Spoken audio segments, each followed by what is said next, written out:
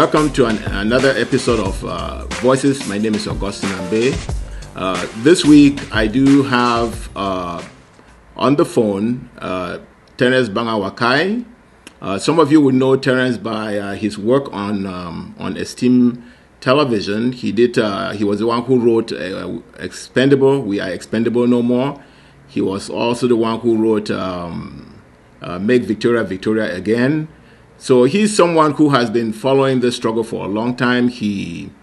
I guess we can all say we've been members of the SDF party, and I am introducing SDF because that is really the main thing that we're going to be talking of today. The convention of SDF was in Bamenda last week, and I think some people think it was a real provocation to have that convention in Bamenda at this time. Or in Ambazonia at this time. I know the IG also did not want the SDF to have that convention in Bamenda. My understanding is that they approached the Catholic Church to host that event. The Catholic Church refused. They went to the Presbyterian Church. They refused. Then they took the Congress Hall, which is owned by La République du Cameroun, so this convention took place in the face of a lot of provocations, and I say provocations, and sadly so, because really when the SDF was founded, it was founded as a party for the people of Ambazonia to address the issues of the people of Ambazonia, but it doesn't look that way this time, and I want to kind of sort through issues involved with the SDF at this time in our history and with this convention. And like I already said, I do have Terence on the phone to help me. Terence, did you follow the convention? Yes, I did from afar, like most of us in the diaspora did. It is an interesting one because. And I'm glad you made the introduction by referring to We Are Expendable No More, because I got that title out of a declaration made by one of the colonial officers on the eve of the British departure from the southern Cameroons. Yes. They ostensibly said that the people of the southern Cameroons were expendable. And I think that the creation of the SDF was to address that expendability of the people of the southern Cameroons. Mm-hmm. I think after 1961, the people of the southern Cameroons were put into this French sphere of influence, which basically negated what was supposed to be their ascension to independence. Mm-hmm. And I think the primary driver behind the creation of the SDF was to reverse that process, mm-hmm. to find a way within the political construct at the time to give the people of the southern Cameroon specifically that independence. Mm-hmm. Which was promised to them as a trust territory. I don't know if I answered your question. Well, no, absolutely, and I'm glad that you took it from the word expendable, because you said a colonial master. Really, the colonial master was Great Britain, who had the UN trust to bring the people of Ambazonia to either self-government or independence. And so what I do gather from what you just said, as you were saying that I wrote relevant, because if the British made them expendable, I think since 1961, the effort of the people of Ambazonia has been to make themselves relevant in their land and not expendable anymore, right? And that's correct. And that was the inspiration of the SDF, of the Social Democratic Front. And they had to work within the constraints of the political system in Cameroon, within the constraints of this French colonial structure, under which we find ourselves, And I think that's why a lot of Southern Cameroonians, Ambazonians, the English-speaking Cameroonians, gave themselves, gave their lives, gave their livelihoods, because they thought this organization was the instrument for them to become relevant again. Yes. The creation of the SDF came at a great expense to the people of Ambazonia. They did not only lose citizens that were killed by the forces of La République. A lot of people lose their businesses. Some had to move out of the country. In fact, I think one of it's been said that Nanga lost his business too because he was a supporter of the SDF. So a lot of people did pay to create the SDF. Let me ask you this: has the SDF at any point been relevant since that creation in the lives of the people of Ambazonia? Yes, I think they were relevant at their inception. I don't think any reasonable person can argue against that. And I think they also became very relevant to a lot of the people in French Cameroon. And the reason is because that there are a lot of people in French Cameroon who do understand that Yaoundé, as of 1960, never represented the aspirations of those Africans in French Cameroon. Mm-hmm. Right? So when the SDF came up and talked about the French, we have to remember this is the organization that called for the boycott of French products and services. There was a reason why they did that. And I think they did that because they understood that the French were at the center of a colonial project in Cameroon, which also affected Southern Cameroon. Mm-hmm. And that was a message which I think was very appealing to a vast majority of people in French Cameroon as well. So yes, the SDF at its inception was not only relevant to the people of Southern Cameroon, they were equally relevant to, I would say, the vast majority of what we call today the Cameroonese. Yes. So let's see if we can list some accomplishments of the SDF.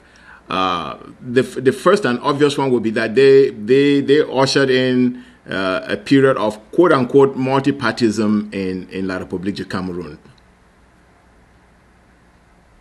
Do you have another one to add? Mm-hmm. Go ahead. I think yes, they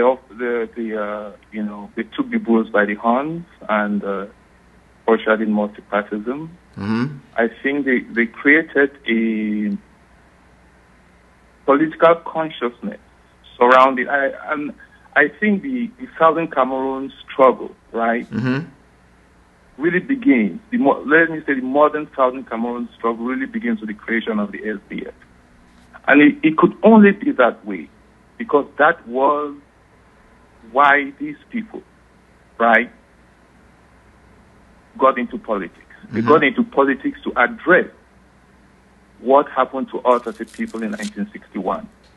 And what that action in 1961, when the British ambassador came in and gave the Union Jack and lowered the Union Jack in Tico, at the Tico International Airport.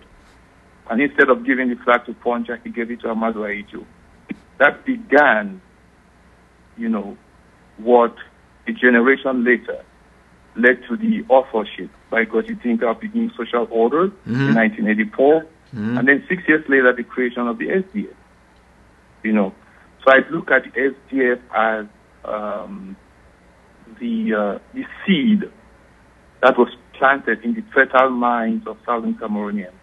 And I think it has generated in ways that some of us may disagree with the organization as it stands today, but I think that seed, kind of brought about a new consciousness amongst a lot of Southern Cameroonians about their rights, their independence, and what they lost in 1961. Right. So those who actually founded the SDF were motivated by the plight of the people of Southern Cameroons at the time, and they were not really trying to bring multipartyism to La République, right? Would you say that? Yes, I can say that, and that's why I said at the beginning that they had to work within the construct of what is supposedly the modern Cameroon state. Okay. You cannot isolate, right, the colonial machinery that's in place in Ambazonia from the modern Cameroon state. So they had to work within that construct. But I think the primary motivation was to address the grievances that Southern Cameroonians as a people were facing. So at what point do you think the SDF, let me ask you this, for how long do you think let me ask you this, did they ever at some point actually address the issues of Ambazonia? Or did look? Okay, here's where I'm coming from with this question. You said that the founding of the SDF was motivated by the plight of the people of the Southern Cameroons, and that in order to work within the confines of La République, they could not come out and say, "Hey, this party is for the liberation of Ambazonia." So they created what we now call the SDF as a political party within La République.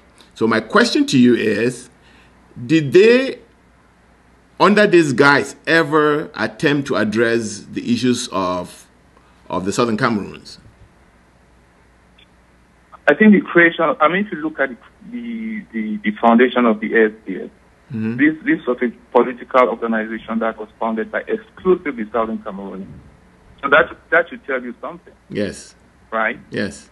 It was founded exclusively by Southern Cameroonians because they are, in my opinion, their position was that it was an organization to address the grievances of Southern Cameroonians within this construct. Okay. Right? Yes.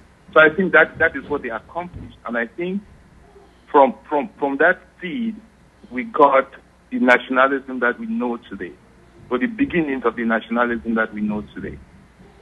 I don't know if that answers your question. Well, it does partly. Let me ask you this. Was the SCNC in existence at the time, or it wasn't? I think the NCNC came into existence after the SDF was created? After the elections in 1992. Where I think the SDF won. They were never allowed to accede to power. And I think a lot of Southern Cameroonians at that time believed that if the SDF had acceded to power, they would have been in a position, right, to restructure the construct politically so that those grievances that motivated the creation of the party would be addressed. Yes. But once they were unable to do that in 1992, in 1993, I think that's when the first AAT1 held in Boya. Okay. Subsequently, the AAT2 held in Bamenda, I think, in 1994. Okay. And I believe that led to the creation of the NCNC. So the NCNC comes after. It becomes obvious to certain, Southern Cameroonian nationals that the route of political reform in Cameroon Republic is a dead end. Yes, yes. Well, let me say this though, that and I'm glad that we defined the SCNC, but not the struggle to liberate the Southern Cameroon, because that was already going in 1961. That there was that the whole idea of joining La République was not correct. I think the opposition to that started before the 90s. Because I remember that Gojidinka in 1984 was already crying foul with when Paul Biya went back to calling what was East Cameroon La République du Cameroun, right? Correct. Yes. Yeah. So the fight for the liberation of the people of Ambazonia was already going on. The SCNC came a little later on, as you explained. Now let me go back to the question: did at some point the SDF actually focus on the issues of the people of southern Cameroons? Has the SDF ever addressed the issues of the people of the southern Cameroons? I think after they made the strategic decision, right, of accomplishing their goals or the objectives of the party, as you said, one of the primary objectives of the party was to address the grievances of English-speaking Cameroonians, of Southern Cameroonians, of Ambazonians, right? Once they made that strategic decision, that they will accomplish that by going through a political process, I think that in itself ended any means by which they will henceforth address the people of Southern Cameroon as a unit. Because once you become a quote-unquote national political party, you cannot go about talking about, 1961, the fact that we never got our independence, the fact that the trust that was bestowed to the United Nations, to Britain was never fulfilled, right? You cannot do that, especially given the fact that, compared to French Cameroon, we are a numerical minority. Right. So I think the point that the strategic decision was made to do it through a political process that involves Yaoundé, they could not effectively address the grievances of Southern Cameroon. Right. So right from the start, it already failed because it defined itself as a political party in La Republique. In my opinion, yes. Okay, and I think that failure was compounded by the fact that it inspired a lot of citizens of La Republique to join the party, and then they overswamped it, and therefore actually watered. I mean, put the whole idea of representing the people of Southern Cameroons at the back burner, if not out of the playground. Yeah, I mean, it couldn't be addressed in that way once it became a national political organization representing the interest of both individuals in French Cameroon and English Cameroon. Okay, now you did talk about the SDF boycotting French products and things like that. What were their first demands when they came to power, or when they had when they overcame the trauma of the creation? What were their first demands? I don't know what their first demands were. I wasn't, but I know what we remember, what you and I remember, and I think what most Ambazonians and Cameroonese people will remember was that the action of calling for the boycott of French products and services meant something, right? It meant that this organization had identified the French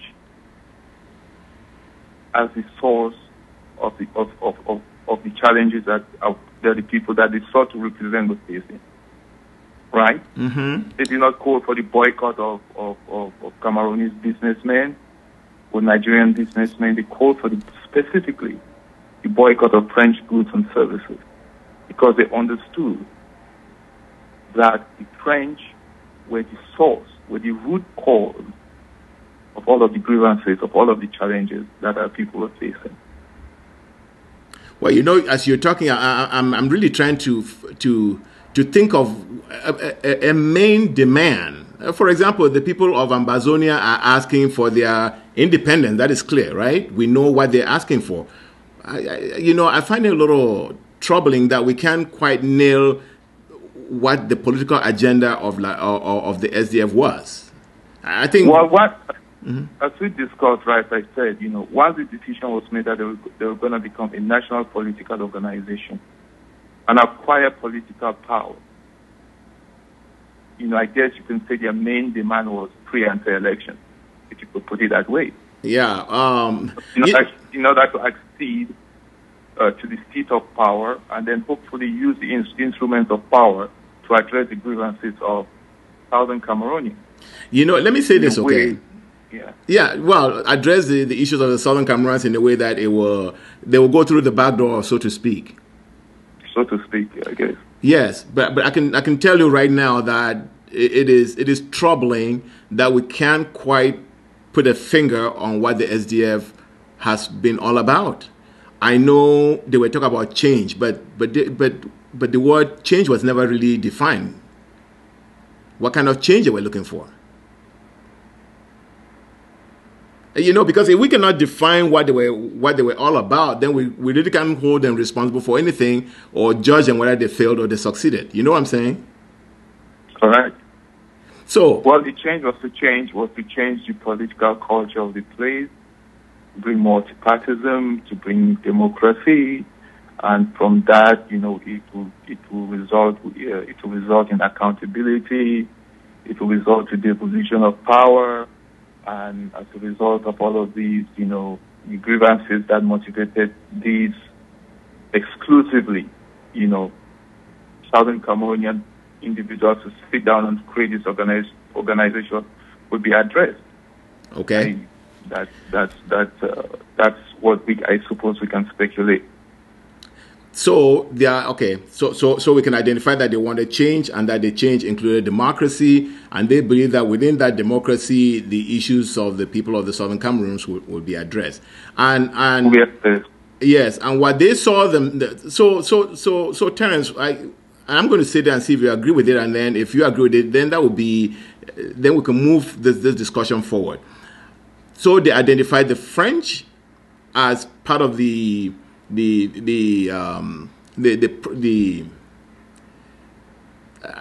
want to use the word the enemy, but I don't know if the SDF actually looked at them as the enemy, but they saw the French as part of the problem in La République du Cameroon. And I know that they also identified Paul Biya as obviously they look at the French as the problem, then obviously Paul Biya is a surrogate of the French. Exactly, yeah. Would you agree? I agree, yes. So they put themselves squarely against the French, against the CPDM, against Paul Biya. So here were these three forces that they put themselves against, and they thought that if they can weaken the French grip on La République du Cameroon, either by boycotting their products or by identifying them as a villain in the political theater in La République, then they will be able to manage Paul Biya. Obviously, they did not succeed in that, did they? No, they did not succeed. But what I'll tell you that it succeeded in getting the people to buy that idea. Because by all objective analysis, reporting, they won the 1992 election. Okay.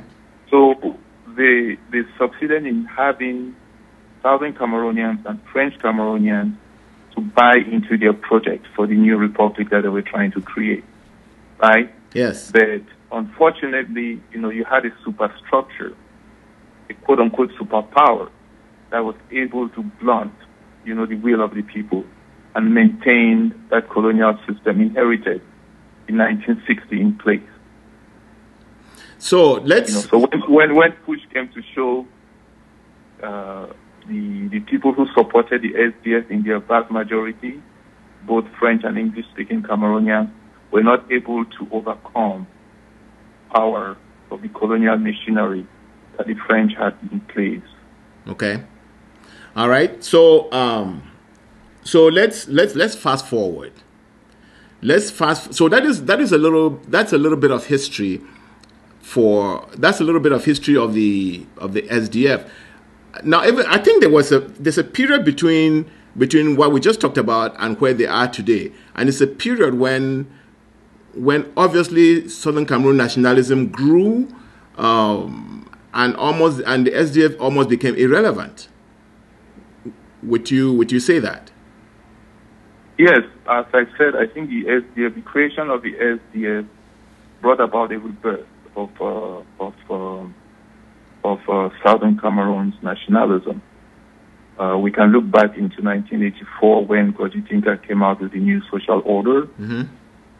But that was that was an idea which was limited within the elite circles, of Southern Cameroonians, right? Mm-hmm. But the SDF brought that nationalism to the public square. They spoke to the people, and everybody became aware of the issues that were facing the people of the Southern Cameroons in particular, okay, and maybe the French Cameroon in general. Obviously, the NCNC came after AAC1 and AAC2, 1 year and 2 years after the 1992 elections. And I think progressively, Anglophone or Southern Cameroonian or Ambazonia nationalism has been growing ever since. Okay. Yeah. And so, as Ambazonian or Southern Cameroon nationalism has been growing, obviously the support for SDF has been waning. Yes. I remember there was a time when in the U.S., SDF was the thing. And then very shortly after that, and I'm still thinking even within the 90s, the whole idea of SDF was not as strong, and it was hard to get people to either join the party or to even come to meetings. I think Solomon Kandemuna and Mr. Foncha and Dr. Munzo and Itumbe, I think they made a trip to the United Nations. I believe it was 1995. Yes, around 95, 96, yes. And they made like a little tour of the United States during that trip. Yes. Yeah. So you could see that, less than 3-4 years after the 1992 elections, I think people had come to the realization, or Southern Cameroonians had come to the realization that their grievances will not be addressed, through political means, by dealing with Yaoundé. Yes. And I think, so we begin to see, the birth or the rebirth of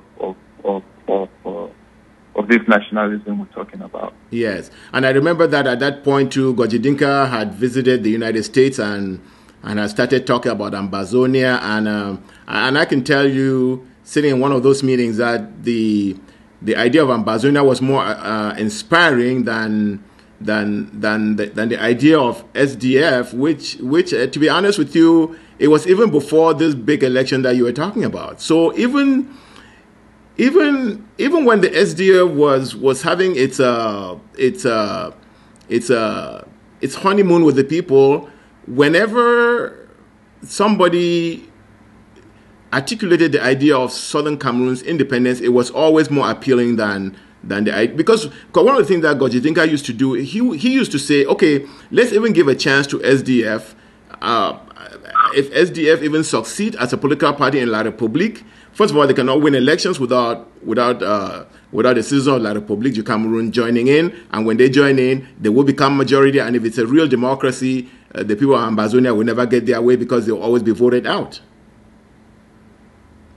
Well, I think the idea was to have a structural change if they came to power, and if they had come to power, they would have won the blessing of French Cameroon.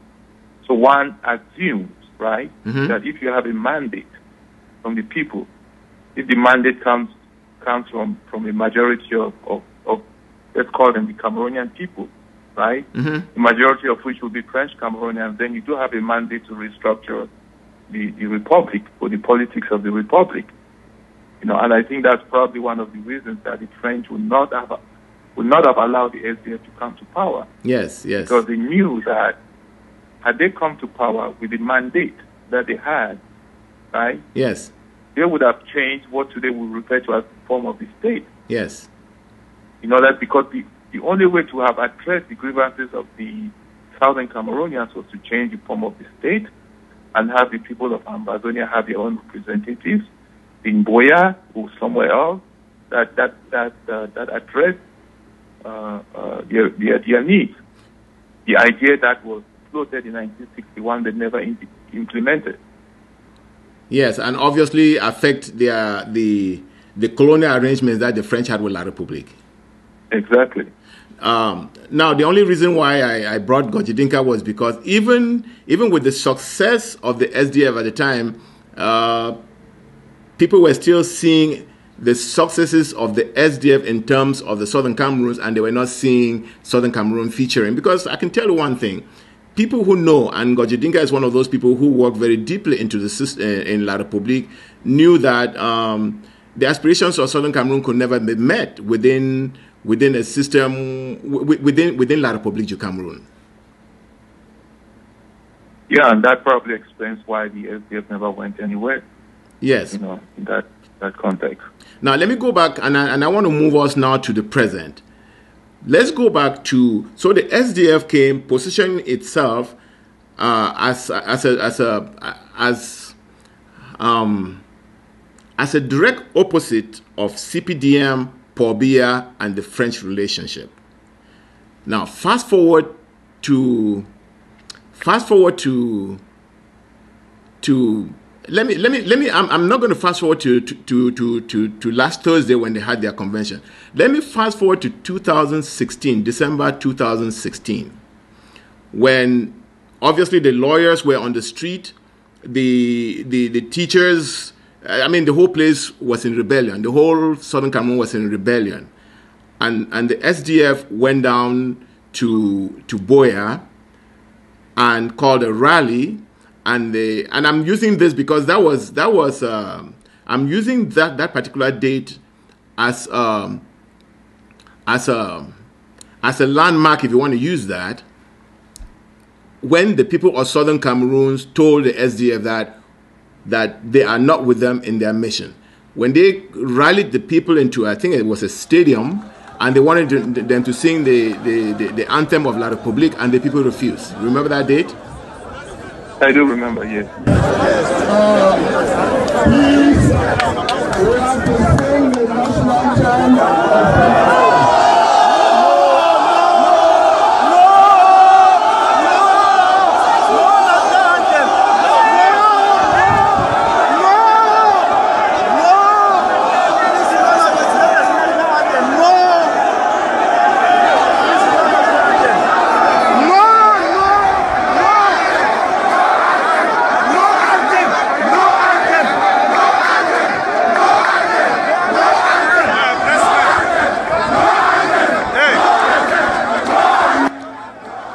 Was that, would you say if 1990 was when the people of the Southern Cameroons and the people of La République came together and gave SDF their support, would you say that day was the day that the people of Southern Cameroon told SDF that we are not with you on this journey definitively? Yeah, I mean that I mean you couldn't find a more powerful symbol than that. They welcomed the members of the SDF. They welcomed them, and I'm sure they welcomed them as fellow Ambazonians. Yes. But when it came to the people, they refused that we're not going to be part of singing that anthem, which at this point had become what we know it is today. Yes. It had become an anthem of rape, violence, colonization, all these burnings that you're doing, all of this stuff that you're doing. Yes, yes. And I think that moment was that symbolic moment where, party politics ended in Ambazonia. And could you also say that it was at that point that SDF also showed that it had definitively abandoned the people of Ambazonia? Because all along there was a coexistence in which the people of Ambazonia basically neglected SDF, and SDF, I would say, was floating basically on its relevance, which was really, and this is a personal opinion, the SDF at that point was existing on its relevance to La République, not its relevance to the people of Ambazonia. Would you say that? Yeah, I think the thing has completely flipped.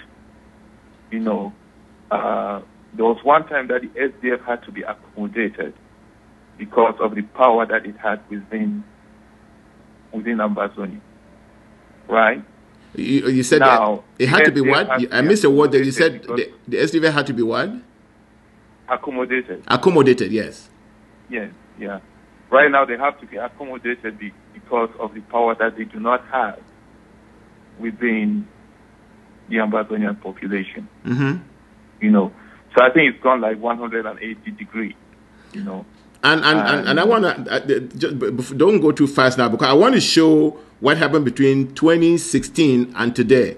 Because since that day in Boya, when the people refused to sing the national anthem of La République, SDF has either remained silent about where the people of Ambazonia were going, or came out and talked about federation or something like that.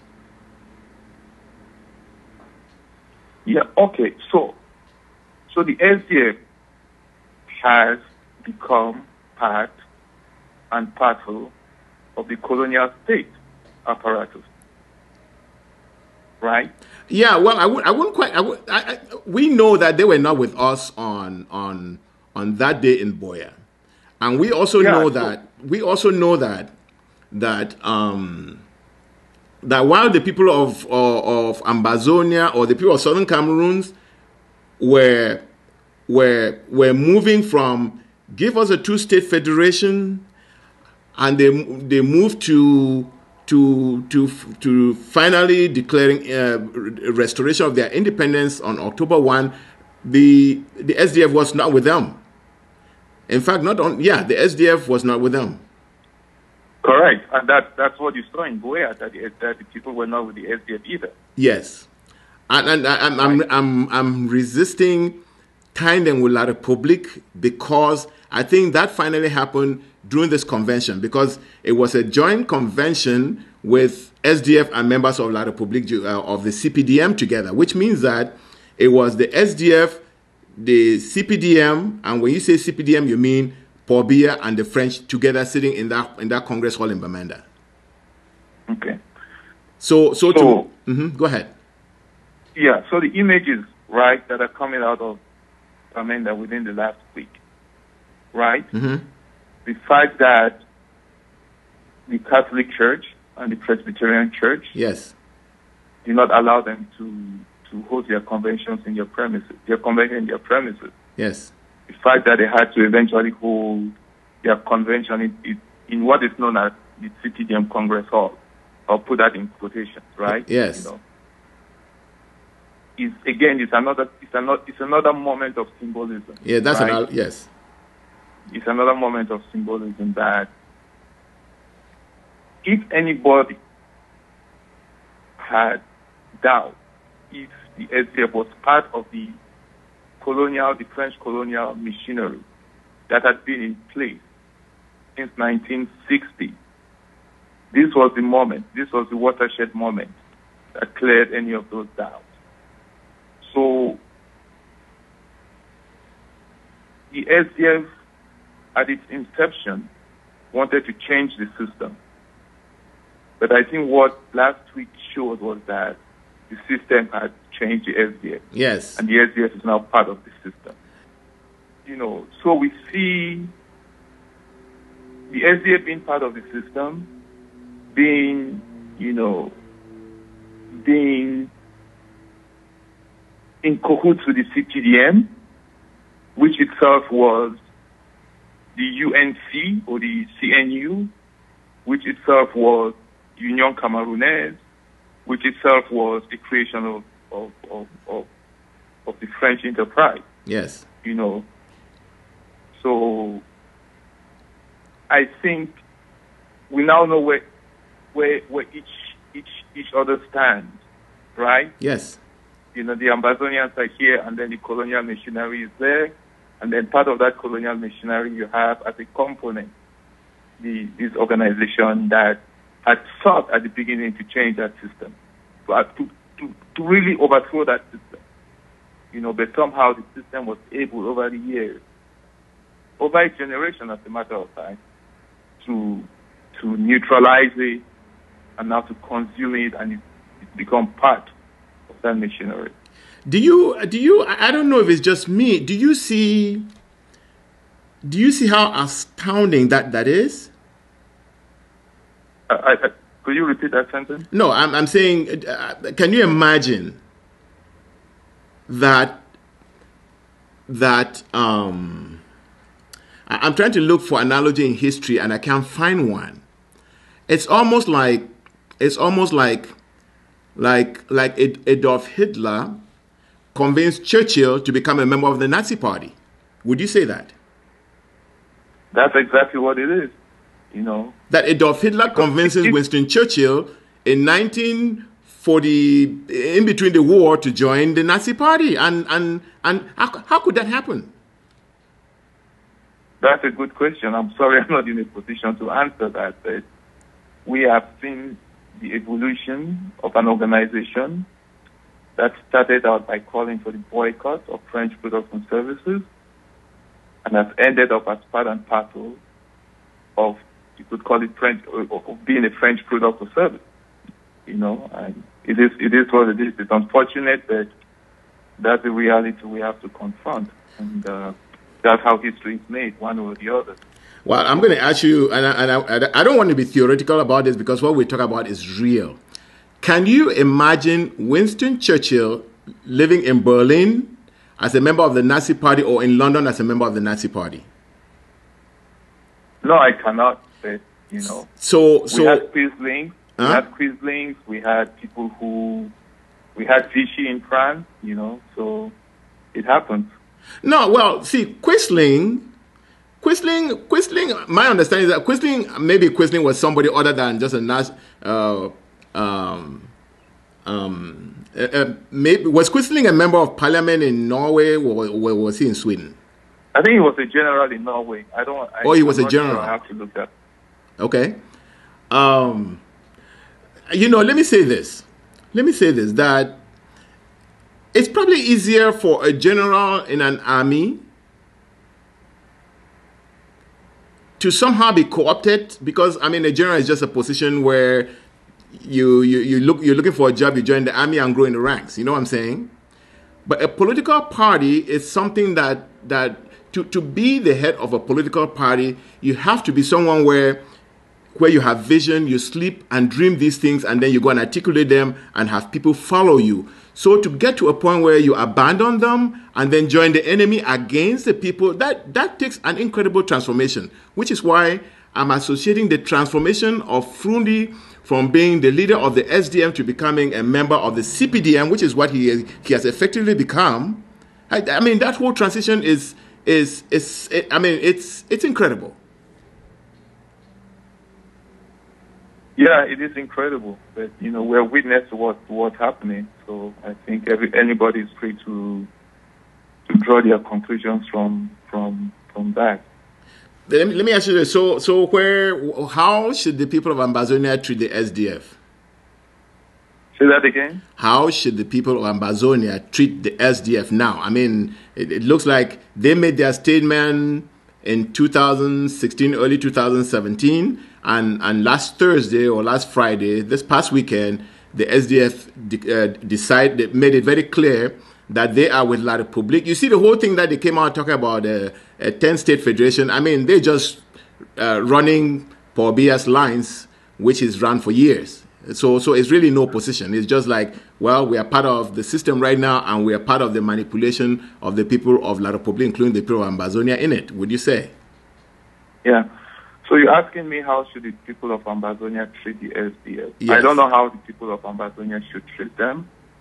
I think the answer is already there, right? I think the SDF is irrelevant as far as the people of Ambazonia are concerned. I know we've spent almost an hour here discussing the SDF, but as far as my thinking goes, when I think about home, I don't think about a political organization like the SDF. I don't think it's relevant to like the concerns that I have, because they've made themselves irrelevant to the grievances, to the plight of our people, right? Well, I'm going to say it's a little more than irrelevant, because, and I'm going to tell you why. You see, you can say that. I I think you're gonna say that they put themselves in opposition to our interests. Yes, they right? do. Yeah, here's what I was gonna say. I was gonna say that the people who are arguing for federation with La République after 57 years of federation to where we are now, to say we should go and start federation again, have made themselves irrelevant because, obviously it doesn't address the issues of the people of the Southern Cameroons. But the SDF is not just making a proposal; they are taking a stand which actively affects the people of Ambazonia or the people of the Southern Cameroons. So there cannot be people who could take positions that are just part of the solutions existing out there. They can make themselves relevant or irrelevant. But when you take a position, which means that you're going to aid and abet the enemies of Ambazonia, then you're not just being irrelevant. You are becoming part of the enemy camp. Would you say that? Yeah, I agree with that analysis. Yeah. All right. Well, I'm going. Let's talk about other issues that have happened within this few weeks. And I know I don't know if I've talked to you about what has happened in Nigeria, but you do know what has happened in Nigeria. I don't want to rehash because it's been over a month now, and I think our people have gathered that the Nigerian government handed over the picked up leadership of Ambazonia, meaning Seseko and his cabinet members. I think the new thing that came out last week was that two of the members were not picked up. I hold it that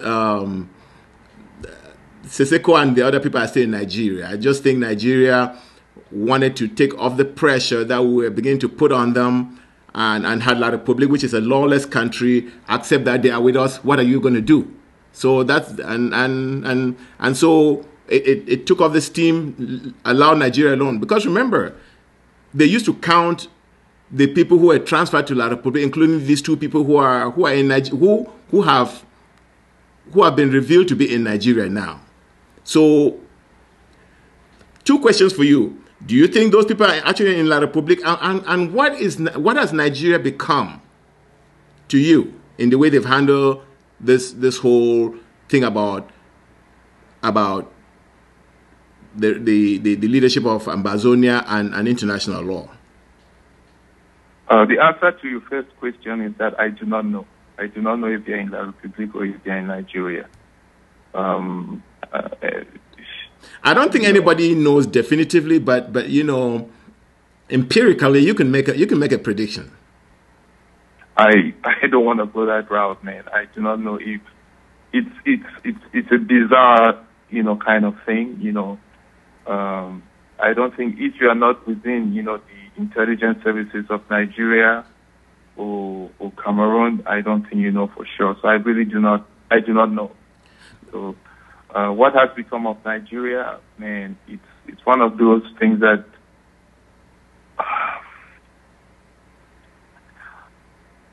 man, it's hard, because I think Nigeria has been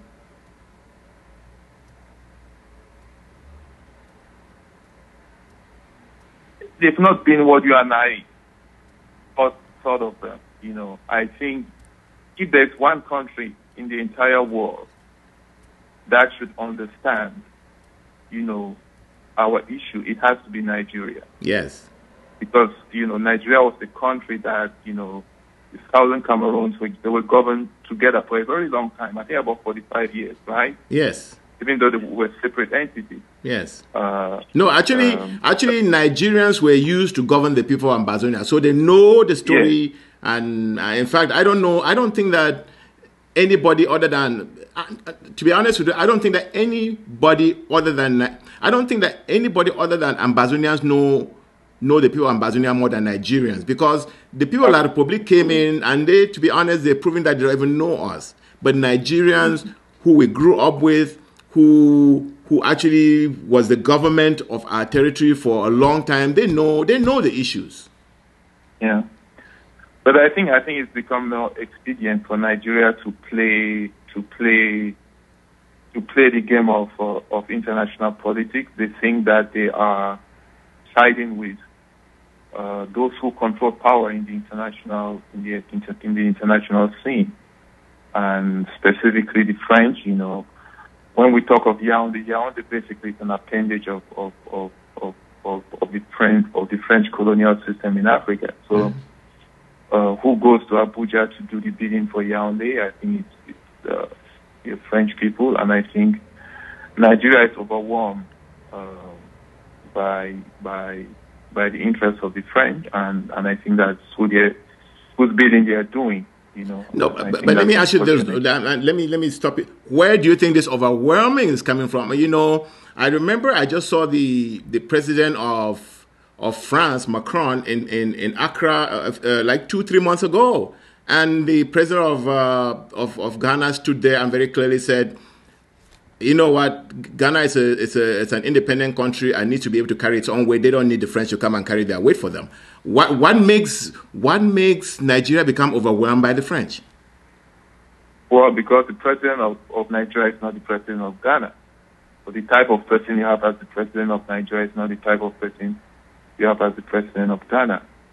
So you have a leadership in Nigeria I think they have an inferiority complex when it comes to dealing with the French and other members of the international community, and they will do their bidding. They won't do anything that goes against what they perceive as their interest. I think that's the short answer. I mean, we can go all day about French business interests in Nigeria and all of that stuff, but at the end of the day, that you have an administration in Nigeria that doesn't have the interest of Africans. I don't think they have a policy that defends the interests of Africans. I don't think they have a policy that defends the interests of justice, and I don't think they have a policy that defends the interests of morality. Because when you look at what we're facing, right, it's a choice between doing the right thing and doing the wrong thing. It's a choice between doing something that is just and something that is unjust. And unfortunately, Nigeria, I think they've decided that, not doing the right thing is the better option. And I think it's unfortunate. But I am pleased that, the civil society in Nigeria generally have been sympathetic to the plight of Ambazonians.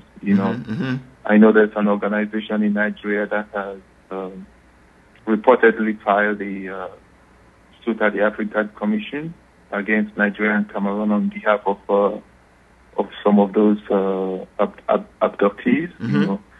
So we have a civil society there that is have a different point of view than the Nigerian government. Let me say this, okay? And I know you're saying that the Nigerian government obviously is underperforming, but it cannot be one government after the other, because the Jonathan's government was the same thing. Buhari comes in and is the same thing. So the French must have a certain number for the Nigerians that when they pull it out, the Nigerians bow down. I mean, it's incredible that a whole Nigeria, a big country with a lot of power and could have a lot of influence, administration after administration becomes solved by the French. I don't think. Yeah, go ahead. Yeah, that's a mystery, Because remember, the French got the Goodluck Jonathan's government to go and take out Gbagbo in Ivory Coast. Yeah. And at that time, what did the Ghanaians do? The Ghanaians withdrew from that whole nonsense. Yeah, and given the fact that the French were at the center of the attempt to break up Nigeria, you wonder why they have such short memories. It's incredible. Okay, let's come back to and this will be the last topic that I will get your opinion on. Let's come back to the struggle in the territory. What's your assessment of the state of the struggle right now? I don't like to make assessments being so far away, And the reason I don't like to do that is because we have so much information that we get from the territory that at once is encouraging, at the next moment is discouraging, and it's hard to make an assessment from afar, Do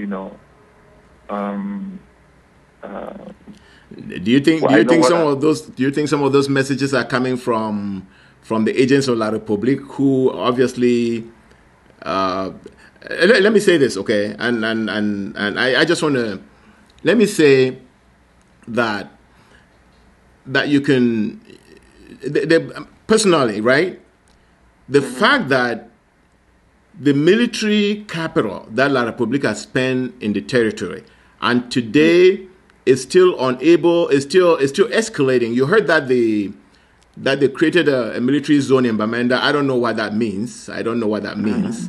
But it shows that they're not succeeding. Would you say that? Yeah, I mean, what is happening is that we have what I think security experts would call a low intensity. What's the word I'm looking for? Rebellion is not the word. Insurgency that's taking place in Ambazonia. So we have the beginnings of a guerrilla war taking place, and a lot of people who are already, a lot of analysts who are saying that Cameroon is in a state of civil war. I don't think it's quite there yet, because if you look in the territory, you have these guys who apparently appear and take out military military units of the Cameroonese army, and so and it seems to be occurring almost on a daily basis. So there's definitely an active guerrilla rebellion taking place in the territory, and who knows how long that's going to last? Who knows when it's going to escalate to a level where dialogue will become the only way out? What one can predict is that eventually we're going to sit down, and eventually Ambazonia is going to become a free country. History tells us that. You can look as far as the Soviet republics, you can look as far as the former Yugoslavia, or as close as Southern Sudan and Eritrea. That is the way it's going to end. It's just unfortunate that history has to repeat itself, and we have to go through this trauma, and before we get there, and you don't have to answer this, but I want to challenge that prediction that a lot of people are saying, we'll have to end up at the negotiation. Did La Republique ever negotiate with the UPC or with the Bamileke and the Bassa people? Did they ever meet at a dialogue table? No, they were quote unquote pacified, right? They were pacified, and that's where I'm leading to. That La Republique, like I've said many times, that the government, the regime that is in La Republique, is a regime that got into power through genocide. It was sponsored by the French. The French are a very defiant force in the world, but their defiance, they succeed in their positions because they became part of the security system in the world, built by the British. The British really supported getting the French to be where they are, and they've become part of the system, and so they can get away with a lot of defiance. And so there was never any meeting table where after the genocide in the Bamileke lands and the Bassa lands, they met. So they are looking at the same scenario, because don't forget, the same people are still in power today. Yeah, and I think that says a lot. You brought up the British, and I think, after the French, I think the British have been one of the strongest supporters of the Yaoundé regime.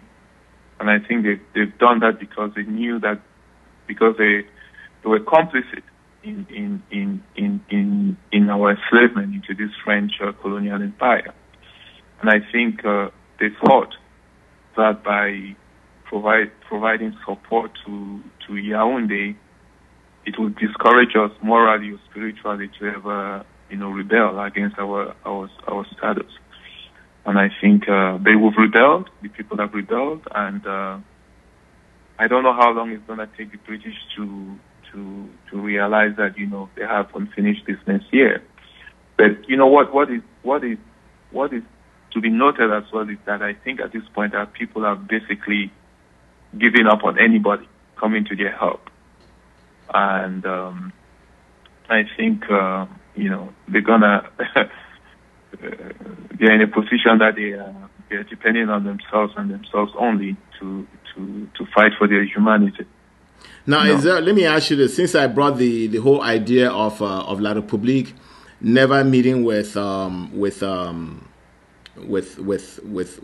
people that caused the genocide on a dialogue table, I think that the situation of the people of Ambazonia is different, because there are millions of Ambazonians outside the territory, and they are supporting this struggle. And I think that if La République think that they're going to have the same outcome and the same process with the people of Ambazonia, I think it's a miscalculation. What do you think?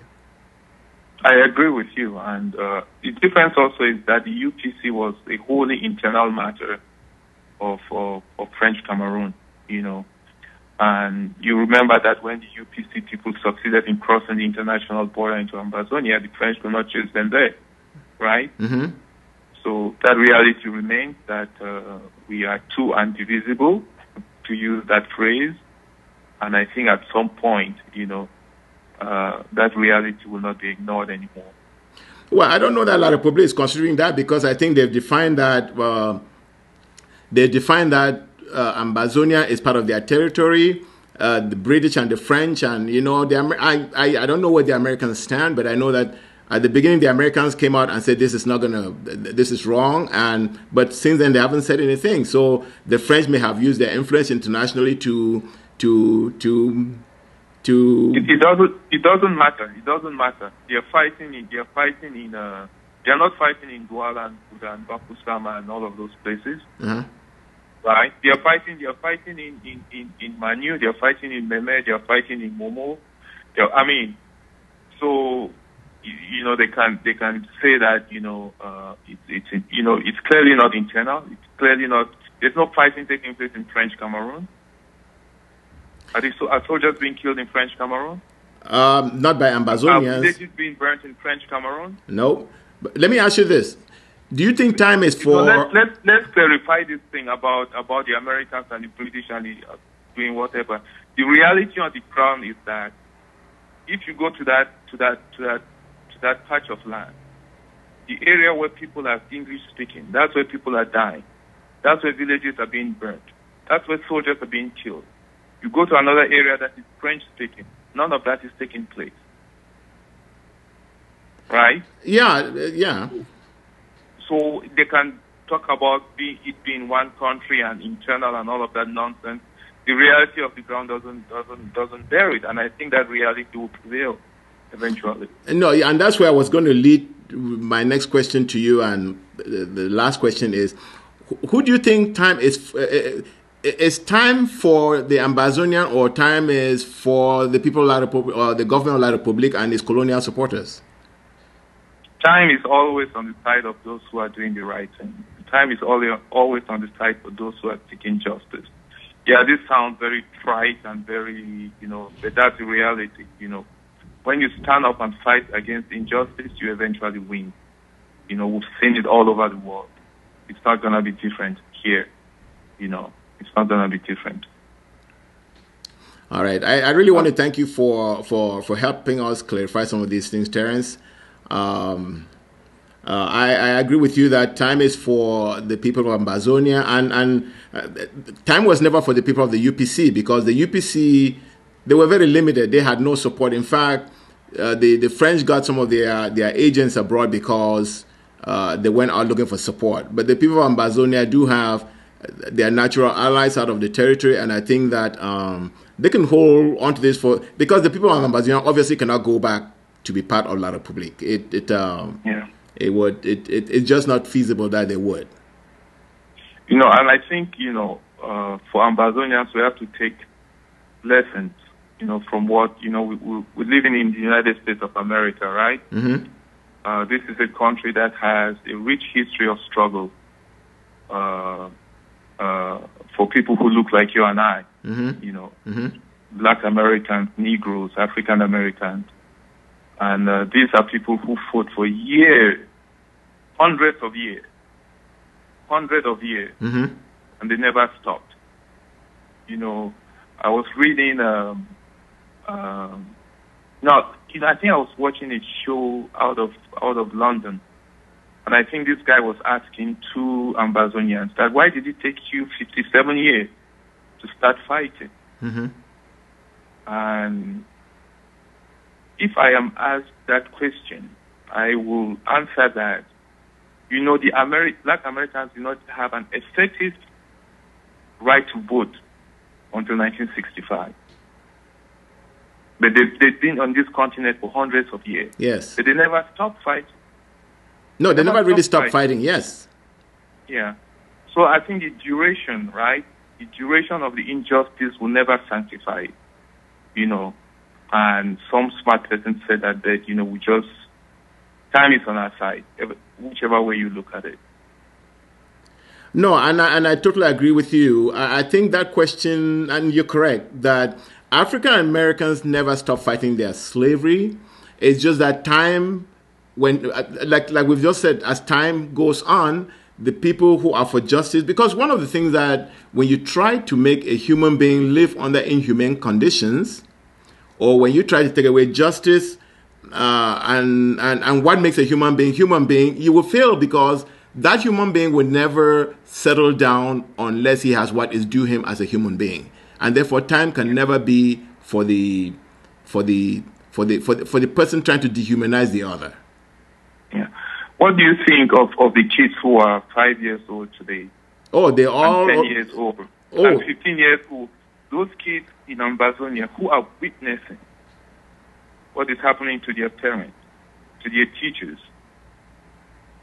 to their uncles, to their aunts. What do you think would become of them when they are in their 20s?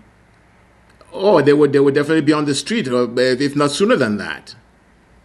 So we're engaged in, I don't. And to be honest with you, if La République continues with this, the French will end up losing that particular country, and it could be the beginning of the end of the French in Africa. Because at some point, the world will have to make a decision whether is it okay to allow the French, just because they are part of the European, NATO, whatever alliance, to continue to exploit other people, especially in Africa, the most vulnerable people, just continue unendingly to milk them. Let me tell you the tragedy of the people of Africa. Here, the West allows the French to totally prevent the people of Africa from recovering from centuries of slavery. And then they turn us around and laugh at the people of Africa for being being the richest continent in the world and yet inhabits the poorest people. I mean, that situation cannot be allowed to continue forever. Well, we have the people of Ambazonia who are making a stand. We have the current president of Ghana who is saying the right things, so maybe it's a beginning. And before that, we had the people of Rwanda who made a stand. Absolutely, and look where they are today. So the French colonial agents in La République are definitely. I think what they should be praying for is that they no longer hear when the time comes for them for what is going to happen in Ambazonia to happen. Am I correct? You are correct. Yes. All right. I really want to thank you for being with us on the show, Terrence. Thank you.